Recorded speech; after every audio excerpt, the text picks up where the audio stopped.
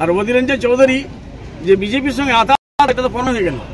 আর গতবার প্রমাণ হয়েছে, যার জন্য অধীর রঞ্জন চৌধুরীকে পিসিস থেকে পর্যস্ত থেকে সরাই দিয়েছে। তো আমি ওইগুলো লোকের নাম নিয়ে ওদেরকে আমি আমার ল্যাঙ্গুয়েজটা আমি বাজে করতে চাই। এগুলো রাজনীতি লোক পাবলিক বুঝে গেছে, এরা বিজেপির কাছ থেকে টাকা নেওয়ার জন্য রাজনীতি করছে।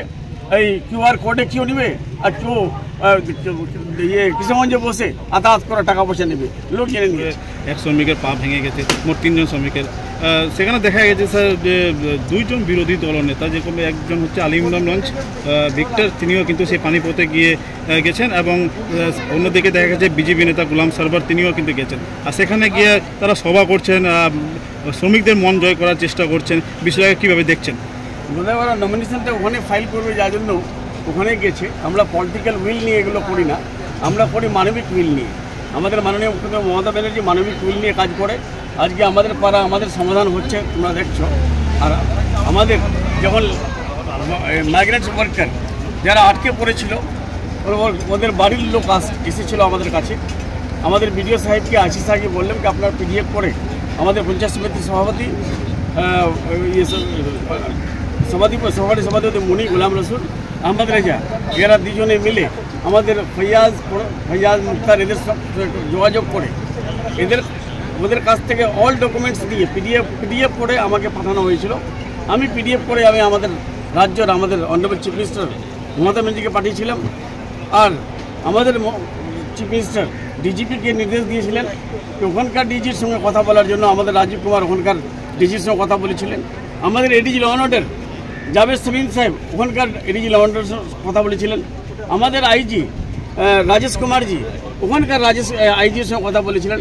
আমাদের ডিএসপি সানা আক্তার, তারপরে আমাদের জেবি থমাস ওখানকার এসপির সঙ্গে কথা বলেছিলেন।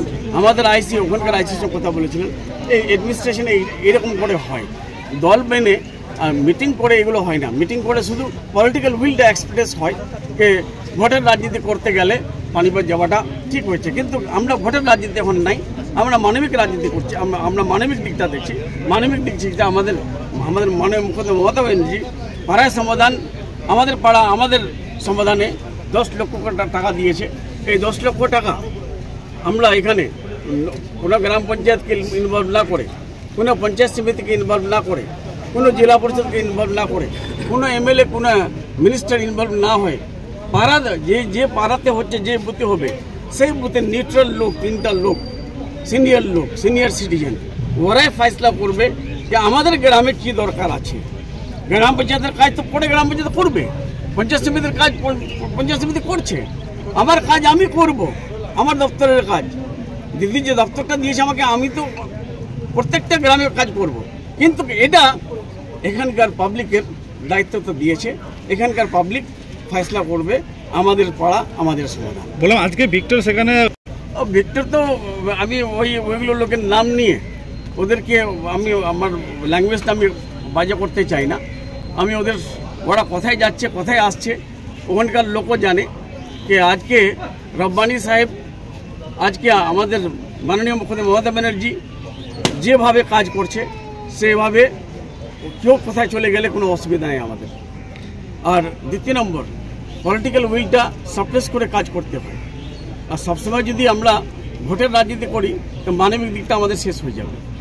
বলছিলাম যে সেখানে দেখা যাচ্ছে যে বিজেপি নেতা গোলাম সরবরাহ একই জায়গায়, কংগ্রেস নেতা আলী ইমরান রঞ্জ একই জায়গায়। 2024 বিজেপির নেতা বলেছিল যে হ্যাঁ কংগ্রেসকে ভোট দাও, গোয়ালপুরে বলেছিল। আর অধীর রঞ্জন চৌধুরী যে বিজেপির সঙ্গে আতা, এটা তো প্রমাণ হয়ে গেল। আর গতবার প্রমাণ হয়েছে, যার জন্য অধীর রঞ্জন চৌধুরীকে পিসিস থেকে পর্যস্ত থেকে সরাই দিয়েছে। আর কোনো জায়গায় রাখেনি ওর ধরা পড়েছে যখন ইন্ডিয়া জোট মেনেনি। কিন্তু রাহুল গান্ধী এখানে আর সোনিয়া গান্ধী এখানে আসেনি কোনো কনভেন্সিংয়ে, যার জন্য। আর এগুলো রাজনীতি লোক পাবলিক বুঝে গেছে, এরা বিজেপির কাছ থেকে টাকা নেওয়ার জন্য রাজনীতি করছে। এই কিউআর কোডে কেউ নেবে আর কেউ কিশোরগঞ্জে বসে আতাহাত করে টাকা পয়সা নেবে, লোক জেনে নিয়েছে।